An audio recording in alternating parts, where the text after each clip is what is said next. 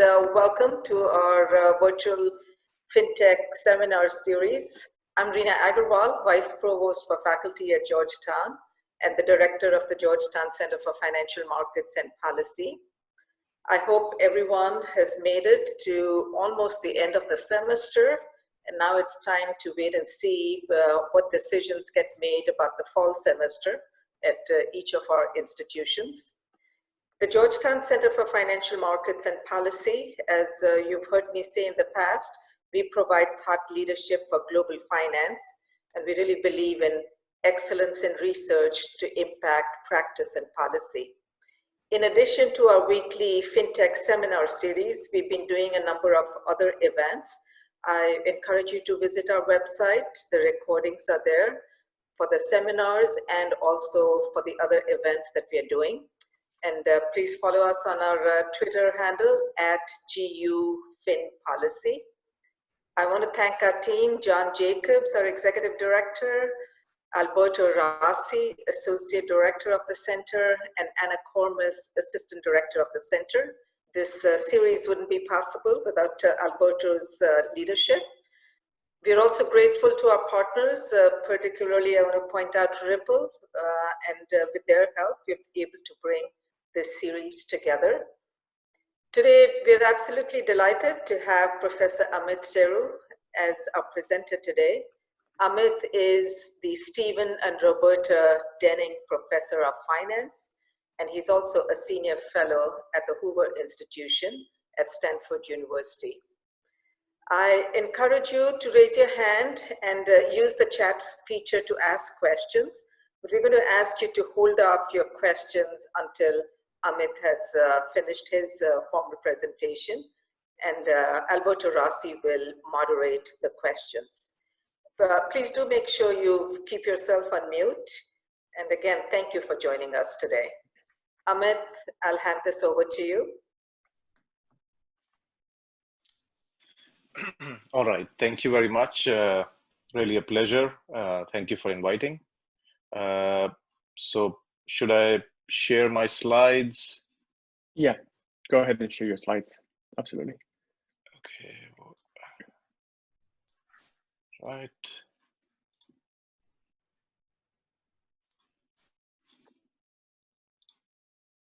Okay, so this perfect. Are you seeing this? Okay, perfect. Yeah, that's perfect. All right, thank you again, and it's a pleasure to give this seminar. This is the first for this paper virtually, and the paper is titled Beyond the Balance Sheet Model of Banking, Implications for Regulation and Monetary Policy. This is joint work with Greg Buchak, who is my colleague at Stanford, and Gregor Matkos at Northwestern, and Tomek Piskorski at Columbia. And this is really a work that has emerged from a series of things that we've been working on before this. And it sort of puts a lot of our thoughts together in a more concrete way than we did before. So essentially what the big picture here is going to be is to try and talk about how we have thought about bank regulation in general and where that view comes from, and then try to give you some facts that have happened in the data in the last decade or so, which suggests that we need to broaden that way of thinking about bank regulation. And so how to go about doing that is contingent on some of the things that I'll argue are quite important. What the paper will do is provide those facts and then try to come up with sort of a framework which puts these things together, and then tries to argue that had you not put these pieces together, the implications of policy responses such as bank capital changes or monetary policy could be quite different. So let me do what I just said. So I'll start by giving you a broad motivation and some facts in the intermediation sector, and then talk about what sort of framework we built, why we think it's an appropriate framework, and then talk about what the framework can deliver. Okay, so I'll try to do it relatively quickly. the full paper is on my website, and I believe on the seminar website, but I'll be obviously skipping a lot of details, so we can go back to them in the Q&A if need be. All right, so the starting point here is really that if you think about the regulatory framework and research in banking, it's focused on bank balance sheet as being quite important. So for resources that get channeled from households to users of capital, and the conventional thinking has been that, like, look at the bank balance sheet, and depending on what kind of policies we want to implement, let's say capital requirements, if we raise capital requirements, we expect certain sort of responses because we expect banks to behave in a certain way. And that kind of thinking is okay, but if you look at the last decade or so, two major changes have happened more dramatically than you might think. And as a result, we argue that you need to expand the way of thinking about this, especially if you want to do regulation. So what do I have in mind? So the first channel, first change that has happened is that there's been a migration to shadow bank lending. And this paper is going to be set in the context of mortgages in the US market. But many of the principles here apply to markets outside mortgages in the US and in markets outside as well. And that's something that we discuss a little bit in the paper. But here, what I have plotted on the left-hand side in the figure is, if you look at just what's happening in the intermediation market, this is the mortgage market, the largest credit market out there, about $10 trillion of mortgage in stock. What is plotted here is the flow, which is originations per year. And if you look at what's the market share of entities which are not banks, so we call them shadow banks just because that's the term used in the literature and by the regulators. These are entities who basically don't take deposits. That's the line at which regulators define an entity as a shadow bank. So what this is plotting is the percentage of originations that have been originated by shadow banks over time. And what you see is that their share has expanded dramatically from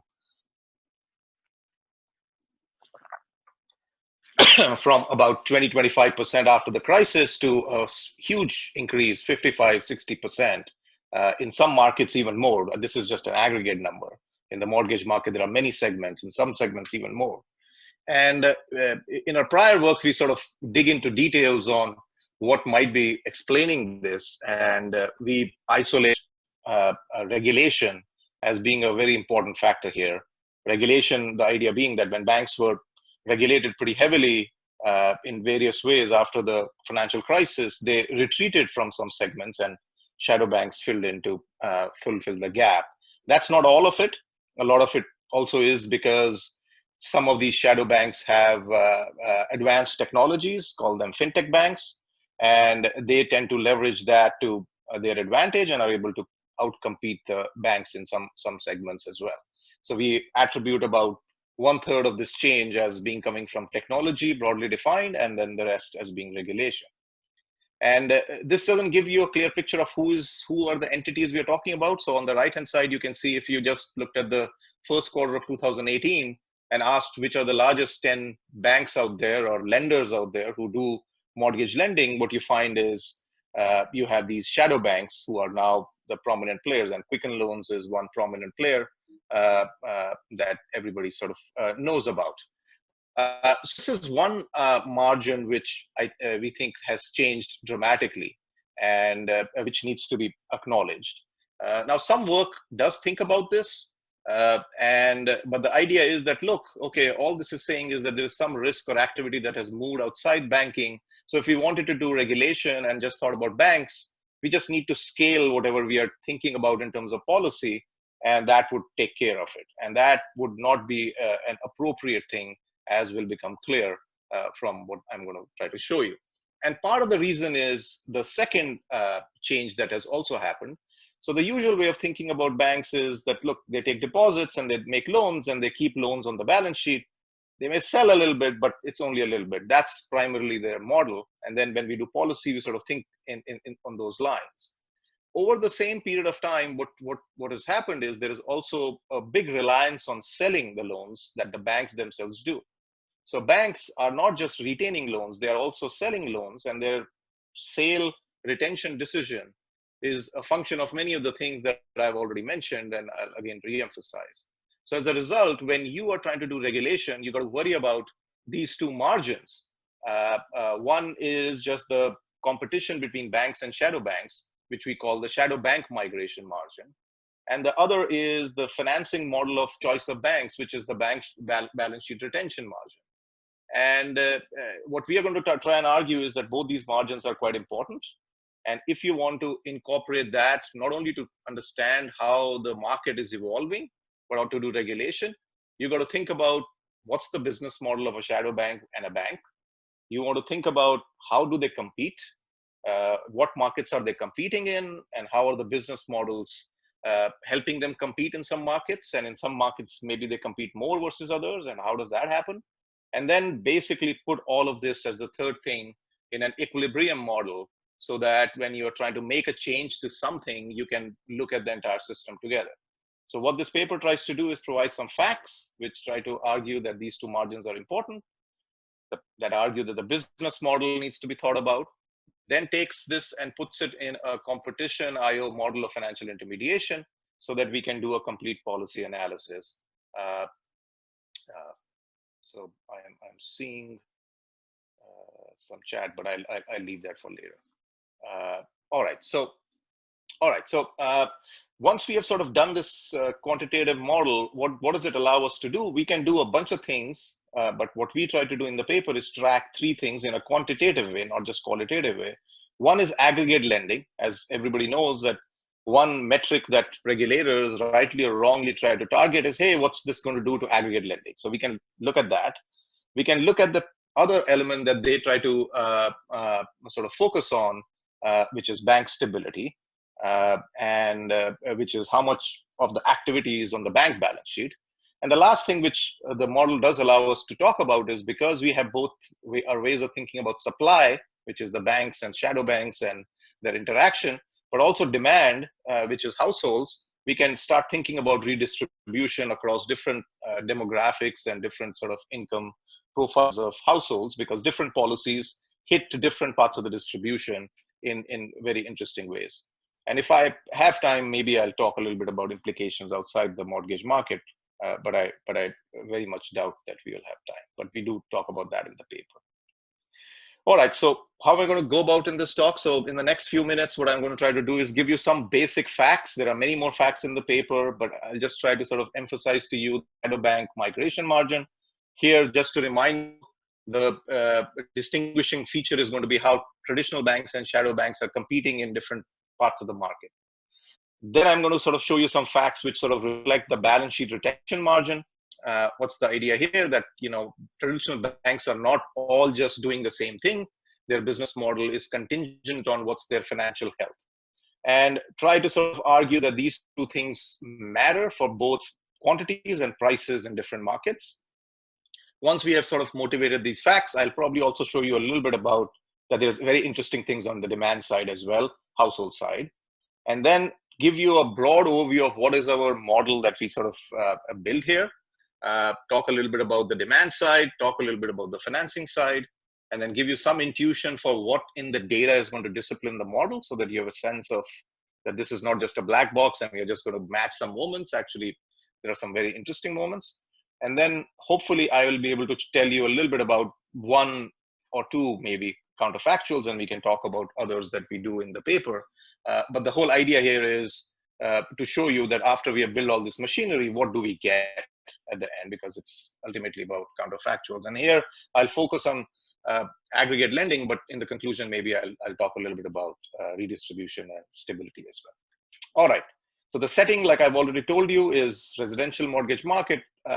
Given the short time I have, I'll just skip over most of the details here, except to tell you that if you don't know anything about the mortgage market in the US, you want to think about two segments here. One is a largish segment known as the conforming market. This is a market which is backed by government-sponsored entities. What does this mean? That if you're a lender and if you satisfy a certain set of guidelines they have, they buy mortgages for you, package them, and then sell it to investors. This is about 50 to 60% of the loans in our sample period. And they tend to be smaller loans in terms of size. So for example, one number to remember is 400,000 roughly in most areas in 2010. The other segment of the market which we are going to be focused on is the jumbo market. This is loans which are in loan size is above the conforming limit. There are other reasons too, but this is the main driving factor which is different. And what is very important and interesting to sort of note here is that this market before the financial crisis of 2007 and 8 used to be a vibrant market where you could sell loans to private banks and investment banks who would then package them and sell it off. But post that, once the private securitization market collapsed and never really came back, this has been a very tough market to securitize during our sample period. And this is going to feed into some of the things that I'm going to show you. So institutional detail, I realize I'm skipping it too fast, but if there are questions later, we can get back to it. So let me give you a few motivating facts. So remember, in the very first slide, I told you that, hey, look, market share of shadow banks has gone up over time. And I see some of you are saying, hey, market shares, why are they called shadow banks? Why not non-banks? Why not independent mortgage companies? Maybe this is just like I'm using a definition of the FSB and BIS, and that's basically what they sort of define these as. But these are a little bit more than independent mortgage companies, I think, as the Quicken loans can sort of tell you about. But going back, I told you that over the sample period, shadow bank market share went up. And the question is, did it go up everywhere? Remember the two segments I told you? Now here, what I'm plotting is the bank market share. And essentially what this is trying to tell you is that, hey, look, in the conforming market is where banks have really lost a huge amount of market share. If I look at the other segment, the jumbo segment, the segment where government is not buying loans and there is no market for selling, that segment market share of banks is more or less stable, okay? And in fact, there are other segments like the conforming market, which is the FHA, which we don't talk about here, but has very similar features like the conforming market, where the market share change of banks is even more dramatic. They used to be pretty much doing everything. And if you look now, they pretty much do 10, 20%. So that's an even bigger change. So all this is trying to say is that, look, shadow bank migration is not uniform. It seems to have some feature which is related to where it's easy to sell the loans once you have originated them. If you don't like aggregate pictures in the paper, we look at more micro data. Without getting into gory details here, what's been plotted on the left and the right is how does the market look around the conforming threshold. Remember, I told you conforming versus jumbo is driven by a loan amount. This loan limit has changed over time, but you can normalize it to the number one. And on the left is smaller loans, on the right is larger loans. Larger loans are jumbo loans, smaller loans are conforming loans. So at the top, I am saying easier to securitize or hard to securitize. And what you see is that if you look at the market share picture on the left, banks basically have a much larger market share on the jumbo side of the market, which is harder to securitize. If you see the right picture, what you see here is that this is related to how many loans are being retained on the balance sheet. So if you look at the conforming side, banks are basically retaining very little. But if you look at what's happening to banks on the jumbo side, that's where they are retaining pretty much whatever is on their balance sheet. So there is shadow bank migration that is happening, but it's not uniform. It matters a lot to where securitization is easily available. The other channel that I want to sort of talk about is the bank balance sheet retention channel. So here the focus is only on banks. And what one is trying to understand is, do all banks retain uniformly, or is there something else going on? Here, what we are trying to argue is banks basically are doing this based on their financial health. So what's plotted on the left-hand side is, if you look across lenders in the data, and if you looked at their capital ratio, which is the x-axis, and if you ask the question, hey, how much are they holding on their balance sheet on the y-axis, and this is just basically plotting in different bins and telling you that, look, if banks have more capital, they tend to hold more loans on their balance sheet. You might say that, well, this is just comparing Wells versus Citi, maybe, if you don't want to sort of only focus on that. The picture on the right is trying to do that same thing within lenders. So what is that saying? That within Wells, as the capital ratio, again, the x-axis improves, they tend to retain more. As the capital ratio is not improved, they tend to retain less. And this is a feature which is not just in mortgages. Just to give you a broader context, this is true even outside mortgages and when you look at bank balance sheet. And so that tells you that banks are not just randomly just saying that, okay, this is my business model and everybody is going to be doing it. There is an element of financial health of banks which is related here. And ultimately, this feeds into the price and quantity. I'm not showing you quantity pictures, but they are in the paper. And what you sort of see is that if you look at jumbo mortgages, of course, the quantities of those collapsed after the recession, last financial crisis, 2007-8, and they eventually slowly came back. And here, what I have plotted are the prices. So quantity went down and then went up. Here, what am I showing you? I'm showing you the spread or the relative price difference between jumbo side and the conforming side. Remember, greater than 1 is jumbo, less than 1 is conforming. If you look at the left-hand side picture, it's telling you that the relative pricing is pretty different in 2008 when bank balance sheets are really, really hurt. If you contrast this same picture in 2014, this is just giving you 2 snapshots, what you find is the relative wedge has collapsed. Remember, quantities in 2008 collapsed, quantities in 2014 increased. So this is just trying to give you that, look, quantities are going down and going up as prices are, relative prices are also moving. And they are moving in a direction which is consistent with this being a supply story rather than a demand story. Though you can argue that there are demand elements here happening as well. So this is mainly all on the supply side. This is not to say there's not anything interesting on the demand side that's happening. But to summarize, the way you want to sort of think about it is that, look, there are traditional banks and they have some balance sheet capacity. And what you can think about is that they are going to dominate balance sheet lending as long as their capitalization is reasonable. Once they have low capitalization, they are not going to do bank balance sheet lending. They are going to do the same lending that the shadow banks do if they want to compete. And that's something that's therefore going to play a role with where banks are going to be active versus not active in terms of competing with shadow banks. Shadow banks, on the other hand, have low regulation because they don't take deposits, they don't get regulated as heavily, and they rely primarily on the originate to distribute market. So if you want to think in your mind about the entire spectrum of supply, you want to think about shadow banks on one end who are doing originate to distribute. You want to think about the very well capitalized banks on the other extreme who are basically doing originate to distribute as they want or retaining. And then you're thinking about low capitalized banks somewhere in the middle who can do both, but are primarily going to be more like shadow banks than like traditional banks with well and healthy balance sheets. So that's on the supply side.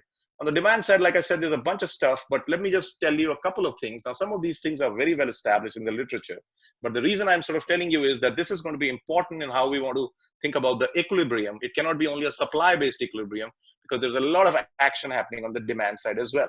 So what do I have here on the left-hand side? On the left-hand side, I'm just plotting distribution of loans. And here, there is a known picture on the left-hand side that everybody knows, that there is a big amount of bunching that happens at the conforming limit. And the way you want to think about it is that there is a bunch of, bunching is not the right word again here. There is a number of borrowers here who want loans above the conforming limit, but for various reasons cannot do that. So therefore, what do? They bunch to the conforming limit because that's the closest they can get. They want a conforming loan, but that's the closest they can get in terms of where their true preferred size might be. So there's a lot of bunching going on, which means there is a lot of demand side preferences which we need to account for because this is not clearly happening because of all the things that I sort of told you necessarily.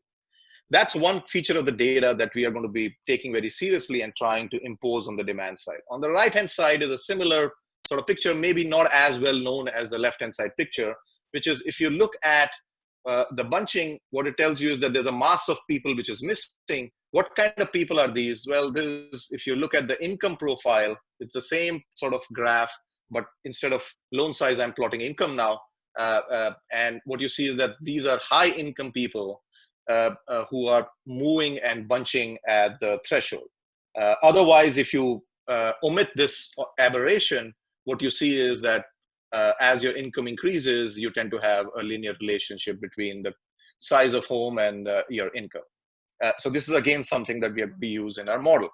So let me now sort of jump into how we put all of these facts together and what we try to do in the rest of the paper. So what we are going to try to argue is that if you want to do regulation, you want to appreciate the business models being different of shadow banks. You want to appreciate that there is going to be a competition and industrial organization between them, which means that this is not uniform substitution or competition that's happening. And then you want to put it in an equilibrium where you can also appreciate the demand side changes that are happening or may happen. And so that's what we try to do here. So we model the demand side where we have consumers.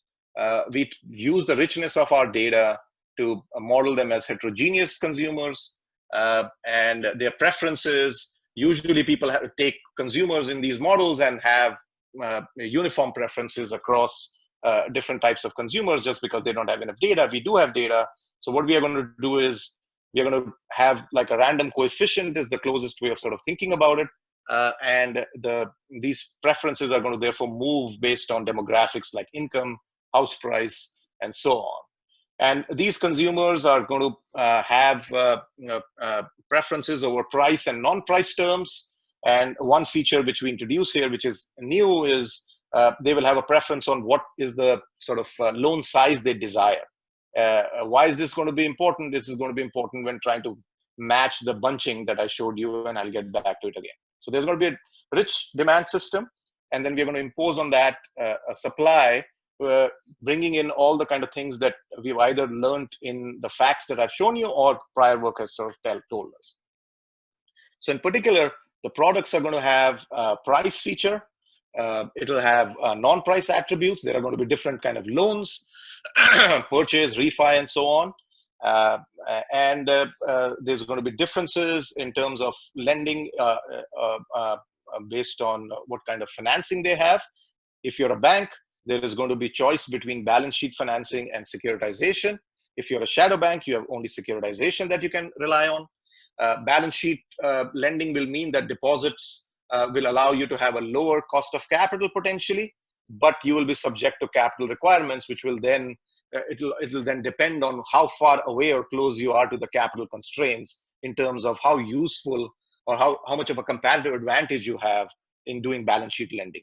This is to account for the fact that there is heterogeneity in financial health of the banks, which should play a role in what kind of business model they pick. And finally, there is going to be a difference in regulation between banks and shadow banks. So shadow banks are not going to face regulation, and banks are going to face regulation. This regulation is going to capture everything except capital requirements, which we can model more precisely because of the data availability.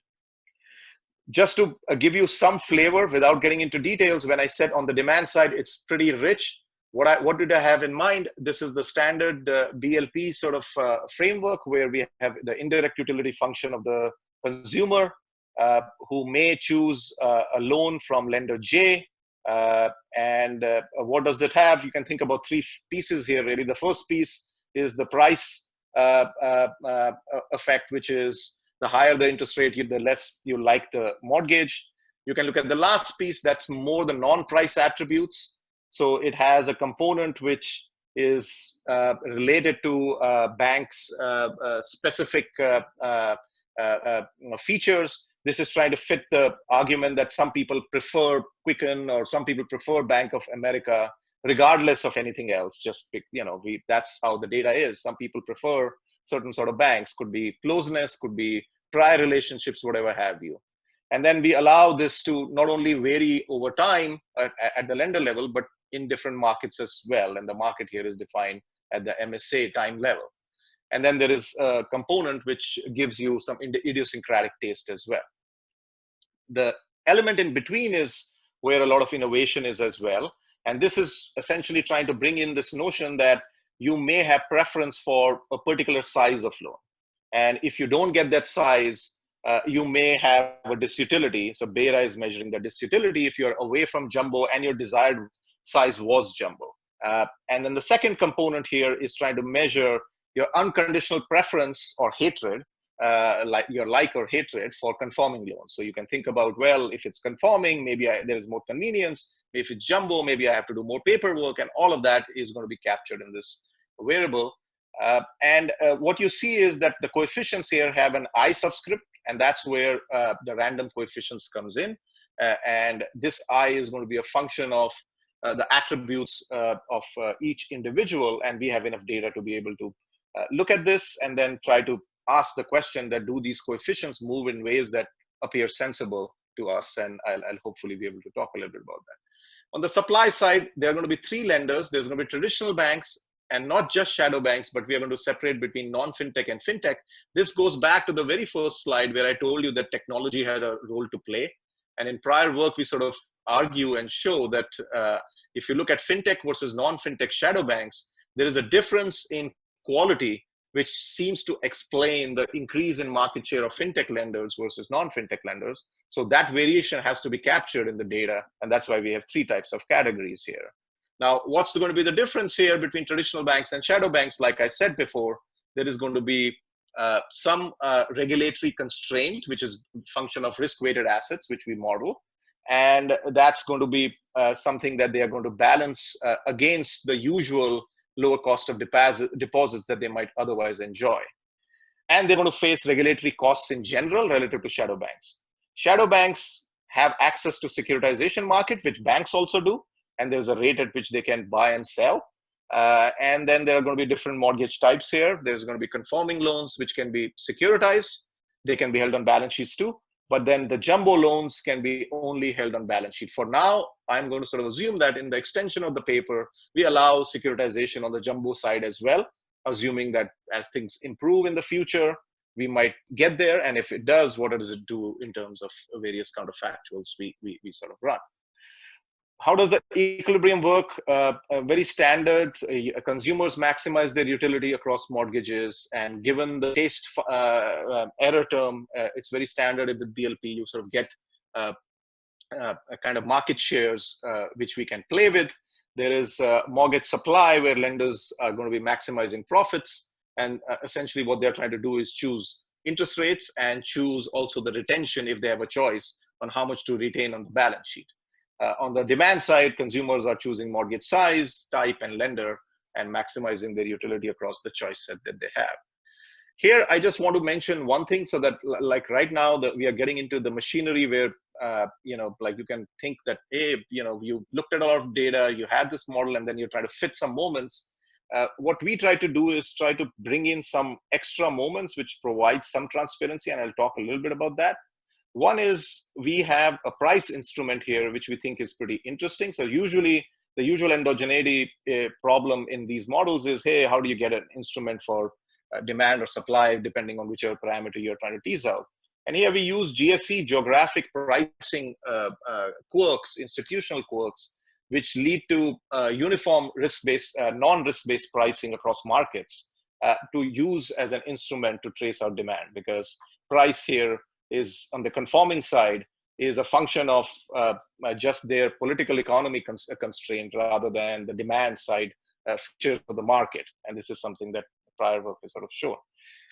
What is also interesting is that we try to look at that bunching that I showed you before, both on the quantity side and the borrower income side, and we try to match that as well when we try to fit our model. And so I'll get to that and show you what I mean by that. So here is one way of sort of thinking that, okay, this is not going to be totally like a black box. Remember, I showed you there was a disutility on the borrower side that we model related to whether you choose the loan which is too small relative to whatever your preference might be. So let me just show you how sort of we back out that parameter. So the blue here is, let's say we model what the true desired loan size might be in the population simulated. And then what you're going to see in the data is something like what I've plotted in this pinkish picture with bunching potentially somewhere. So how is that going to be useful? Well, remember, this is essentially people who might have chosen non-conforming jumbo loan, but had to choose conforming for various reasons. And that's the parameter beta that's trying to back this out. How is it doing it? Well, we are going to use the size of the bunching to back out that parameter. What do I have in mind? That if your estimated disutility from the wrong size is such that it is low, then you're going to see a lot of bunching. If the estimated disutility from the wrong size is very high, you're going to see less bunching. So that's what these different sort of pictures are doing. And in the data, we have different markets. Remember, I told you markets are MSA time level.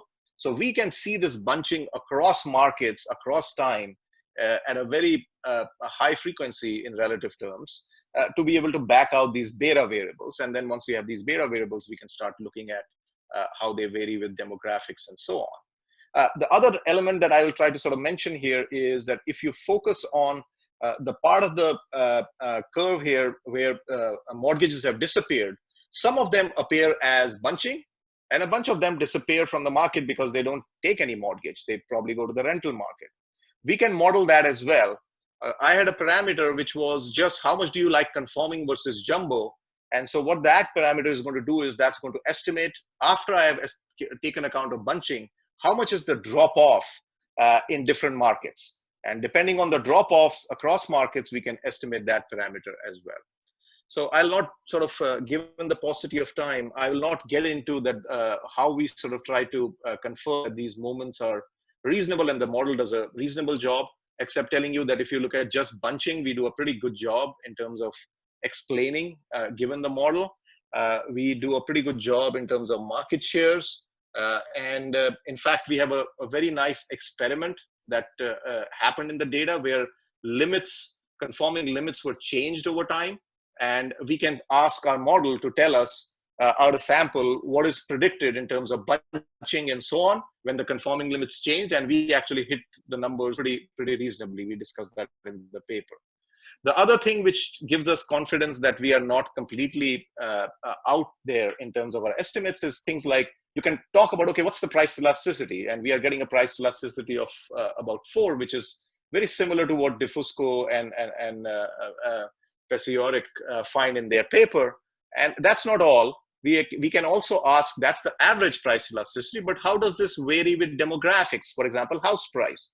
And we find that the features of price elasticity are pretty sensible. For example, price elasticity decreases with house price, as you might anticipate and expect. Similarly, we can look at loan size. What's the mean loan size? And then how does it vary in demographics and so on. And we think that these numbers are also not completely crazy, what we find. On the economics, I think I'll just add one side here, which again should convey a little bit of comfort. Here, what I have plotted is just the financing cost, and on the x-axis, the capital ratio.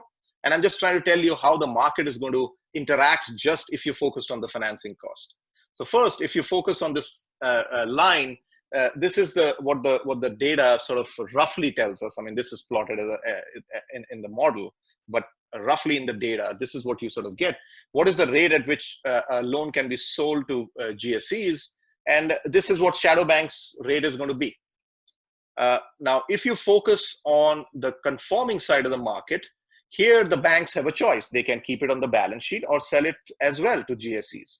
And what's going to happen is it's going to interact with capital ratio, like I told you. So if your capital ratio is pretty high, you're going to be retaining because your deposit costs are pretty low and you don't face the regulatory capital constraint.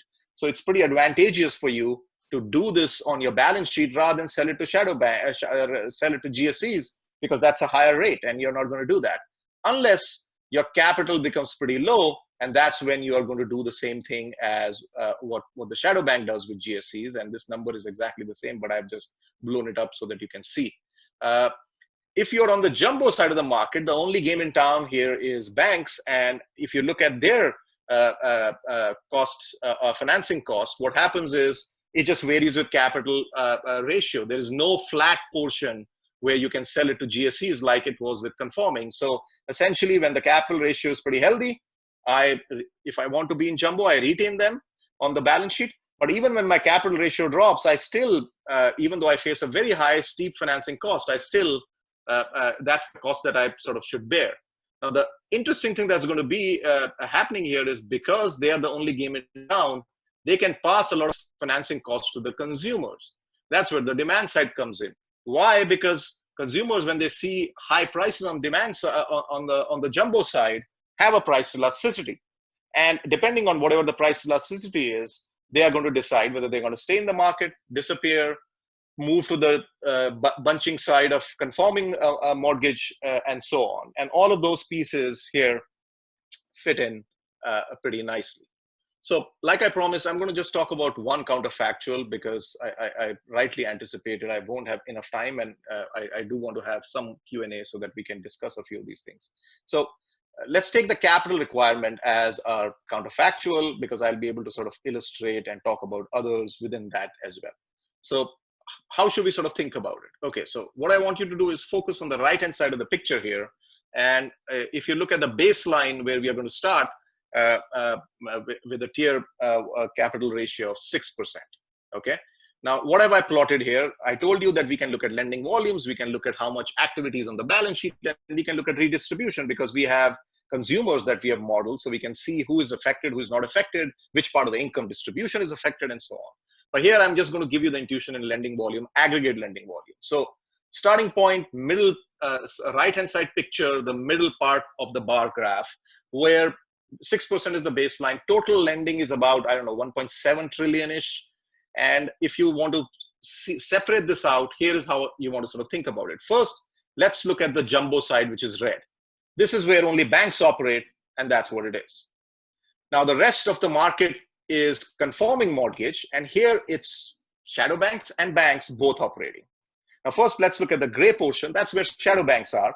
Shadow banks are only going to be able to sell to GSEs given their constraints and business model, and that's what sort of shows up there. As far as banks are concerned, they are not only selling to GSEs, and the blue portion is split into light blue and dark blue. And if you decide to sell to GSEs, that's the dark portion, and some of them decide to retain on the balance sheet, and that's the light blue portion. And that's how the entire market is split. Now, suppose I increase the capital requirement to 7.5%. What happens? Well, look at the right-hand side of this picture. First thing to notice is the aggregate lending volume doesn't move by much, okay? So how has that happened? Well, if I look at shadow banks, well, they are still lending, doing their stuff and selling to GSEs, not much change there. If I look at jumbo, yeah, there's a little bit of a decline, it's expected. It's more costly to retain loans now. The cost of financing on the bank balance sheet has gone up, so it shrinks a bit, but not by a lot. But if you look at where the major change is, it's on the conforming side within the bank itself. Why? Because bank is now moving to a model like shadow banks, and they are just selling to GSEs. There's not much contraction in the part in the conforming market, but there's a big reallocation here. How does this look more generally? This is taking that same picture and plotting on the x-axis different scenarios, okay? And again, aggregate lending is being plotted. So the first thing to notice is look at the dotted blue line, which is the focus of most of regulation out there. Hey, what's happening on bank balance sheet? And not surprisingly, as you increase the capital ratio, bank amount retained on bank balance sheet sort of goes down. But that's not going to tell you anything about aggregate lending if you as a policymaker are worried about that. For that, first thing you need to do is to ask how much are banks actually selling? So if you look at the black line, which is bank balance sheet plus what they sell, you can already see that the bank balance sheet retention margin dampens the effect quite a bit, which was also evident when we went from 6 to 7.5% in the previous picture. That's not all that's going to happen to aggregate lending. Another dampening effect here is going to come from shadow banks, because some of the activity is going to move to shadow banks. As banks become less competitive, they might, on the balance sheet side, they might decide either to move to jumbo side, where they may or may not want to expand as much, or decide to just do what the shadow banks are doing. And because they face regulatory costs, everything else the same, they are not going to be as competitive, and shadow banks are going to be winning some of the market share there. but it's not going to be fully compensating for the drop in lending if you increase the capital ratio quite a bit. Bottom line here is that the balance sheet margin and shadow bank margin are both important and seem to operate in the same way here. This is not the only way in which this can happen. And this gets me to the second counterfactual that we do. Here, what we do is a secondary market intervention. You can think about the first intervention as affecting the banks directly. This one is affecting the securitization market directly. So you can think about QE sort of intervention or reverse QE, if you will. Depends on which side you want to be. Now, what's being plotted here is what that QE or secondary market intervention is going to do to ease of selling the loans or buying or how easy it's going to be to sell the loans and at what price. And what's happening here? Well, as you make it more difficult to sell the loans, not surprisingly, if you look at the dotted blue line, banks are going to do a lot more activity on the balance sheet. And of course, as it becomes more and more difficult to sell, that's the only game in town. That's where most of their activity is going to be. But that's going to be a very misleading part of the market again. Why? Because if you look at how much they are selling, there's a big drop there. And here the balance sheet retention margin is going in the opposite direction relative to what we saw before. But more interestingly, what's going to happen is because you're going to hit the secondary part of the market, you're going to see shadow banks contracting quite a bit if it becomes difficult to sell. Again, if you step back and based on what I've told you, this is not surprising. If I hit securitization or selling market, it affects both shadow banks and banks, whereas the first margin, which was only affecting banks, goes and affects banks, and then the effects show up on shadow banks mainly through the competitive channel, not directly as over here. The other thing to notice here is that this policy is such that shadow bank tend to amplify the aggregate lending shock relative to the previous one, where they were dampening the negative shock to the aggregate lending. Why? Because there they were substituting. Here they are basically getting affected exactly like banks, so they are going to be amplifying it. So if you omit shadow banks here, you're going to omit a certain way. And if you omitted it earlier, you're going to omit it in a completely different manner. What that tells you is that this whole idea that you can make policy where all we need to do when we are thinking about policy responses is to scale up in a certain way what banks are doing may or may not necessarily work depending on what the policy is. And I have some other sort of policies as well, which we discuss in the paper. So let me conclude so that we can have a few minutes to discuss more here. I've tried to document and tell you that two margins are important here: shadow bank migration margin and balance sheet retention margin. If you want to think about how to integrate this in the regulatory framework, what I've argued is not only do you need to understand business model, you need to understand the IO or competition between them and put it in an equilibrium model to be able to study stability, redistribution, and aggregate lending effects. We have tried to do that in this paper using a structural model with heterogeneous consumer demand. And I think this sort of gives three things that I want to end with. One is, like I've already said, so I'm not going to reiterate that I think if you want to think about the total view of intermediation and how to do regulation, you've got to think about these margins, because otherwise you're going to get responses which are going to be quite different than what you might anticipate. The responses are more nuanced, like I already told you. If there are shocks directly to bank balance sheet, they work in a certain way. If there are shocks to secondary market, the effects are in a certain way. Measurement, quantitative stuff is going to be very important here.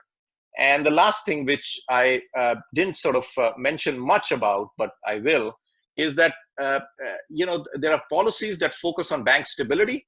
They are going to have redistributed implications as well. Because, for example, if you do capital requirements, now that I've given you the entire story, you can see that most of the effect of capital requirements as I jack up the stuff is going to come on the jumbo side eventually. Because as long as GSEs are playing, I still, as a bank, can redistribute, and shadow banks, of course, are going to be fine, more or less. Most of the costs are going to be borne by high-income borrowers.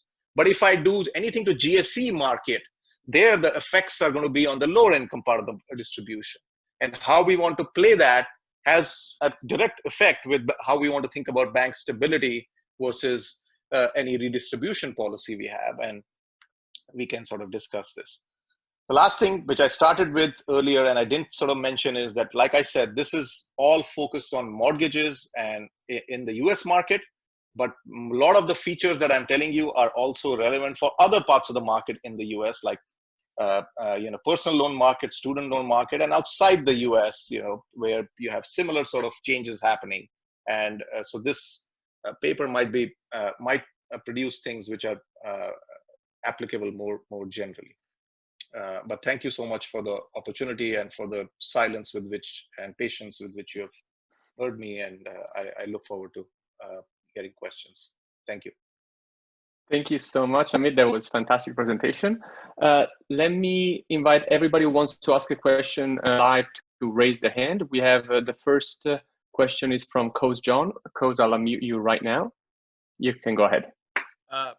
Amit, very impressive, very timely, very interesting paper. So one thing, one of the punchlines I get from the paper is that when you're thinking of regulating the shadow banking sector, in reality, you should also be thinking about concurrent changes in regulation of the regular banking sector, because these things interact, it affects the nature of the competition and things like that. Now, one thing which I've heard a lot of talk about is what would be the differential regulation of the fintech shadow banking sector and the non-fintech shadow banking sector, because there are some additional issues with respect to the fintech shadow banking, security issues, various other issues. I don't know whether you thought about it. At the same time, I found it very interesting, the exercise that you actually did, which is look at possible changes in, really reserve requirements, various aspects of traditional banking as well. Thank you. Thanks, Coach. I agree with you that there is lots of differences between non-fintech and fintechs, which people are grappling with. My concern is that the more we dig deeper, the more we might end up not doing anything, because there are such important nuances here. My sense is that there are some broad frameworks that people are sort of talking about, and you're exactly right. As soon as we get into fintech, we got to think about data, we got to think about privacy. And as soon as we think about big techs, which are also waiting or probably already are doing some of the lending, which we don't talk about at all, they get advantage on their because of their e-commerce and the market side, which is again data, and that has competitive elements to it. So ultimately, I think data, privacy, competition, and banking regulation has to be done together with the financial regulators, because the general way in which we have thought about regulation, which is financial regulators look at banks, other people look at other things, is probably not going to work. So I totally sympathize with you and agree with you, and thanks for raising this. Thank you. Thank you, Coach. The next question comes from Jim Angel. I'll unmute you, Jim. You can talk now. Oh, thank you. Really a great paper, very interesting work you're doing here. My question is, how does the bank market share vary with the type of product, in particular fixed versus variable rate mortgages? I was always under the impression that banks didn't like interest rate risk, so they were more likely to sell the fixed rate mortgages and hold on to the adjustable rate mortgages. So do you have any data on that, and how would that affect your model? I think this is a very important question, and let me first tell you the fact, and then let me speculate. Fact is, in the paper, we don't have ARMs, just because of the nature with which GSEs have released the data, which we need to account for risk characteristics of borrowers and so on. They don't tell you anything about ARMs and so on. Now, one element here, which makes it okay for the period that we are focused on, is that the ARM share was on the lower side. It was not zero, but during the period that we study was 5, 6, 7%. Part of the reason is because the jumbo market shrunk and the subprime market shrunk. That is where a lot of ARMs were. and there was a big shift towards FRM. But you're absolutely right. Going forward, that's a very important element here. And in the demand side, that should be one of the features, because financially constrained borrowers not only just choose between conforming and jumbo, they also worry about ARMs and FRMs and the interest rate exposure they get. And what you mentioned, as banks themselves also thinking about my retention versus selling is a function that I want to take interest rate risk or not. So both those things need to be in the model. They're not, but partly because we don't have the data to be able to discipline it. But I do expect going forward ARMs to hopefully come back, because ARMs, people usually worry about ARMs rightly, that if the rates go up, it's very bad. And if people don't understand, that's a bad thing. But what they forget is during bad times, like right now, when the interest rates are low, we don't need to worry about giving subsidies to the borrowers, going through the banks or going through PPP and CARES and so on. You lower the interest rates, you immediately get the stimulus. And that's a pretty important feature of those mortgages, which we sometimes forget. But like I said, I think very pertinent question. I think we are okay for the period we look at, but we should think about it. And it's going to be a more complicated exercise, because both demand and supply will be affected based on what you mentioned. Thank you. Thank you. Thank you.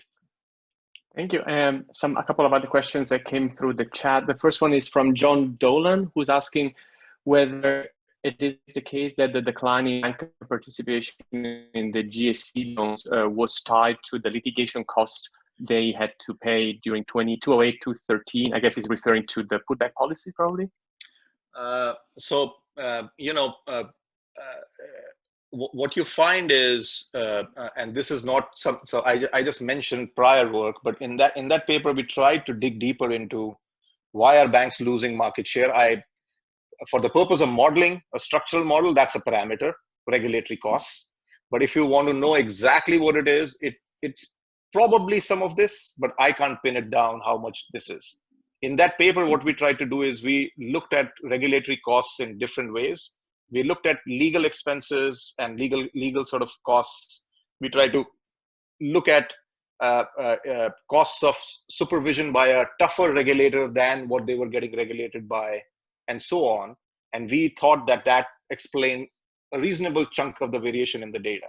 One other interesting thing, which otherwise used to be a boring topic, but now with the pandemic has come into forefront, as you might have seen in the newspaper, is servicing rights. Mortgage servicing rights, no one cared about. What are these? These are servicers. Who cares about them? And the thing is that Basel III, back in the day in 2011-12, made a big change to mortgage servicing rights. It used to be something which didn't have any risk weight associated. So banks were very happy to do that. It's a good thing. It's a cash flow generating machine for them, especially if it doesn't have any capital requirements with them. But what Basel III did was to impose capital requirements. As a result, banks started doing substantially less in terms of servicing, and a lot of this went to shadow banks. That we can tie in the data very nicely. A lot of variation is sharply associated with mortgage servicing rights getting imposed risk weight under Basel. But this particular exact feature, I am not able to tie it to, though I think legal costs are definitely important in why banks retreated from many, many areas. Here is the simplest way of knowing this. FHA segment, where there were most amount of risks associated with litigation, banks have completely retreated. There is no other explanation except that banks just don't want to take the risk there. And shadow banks have just, the only player in town.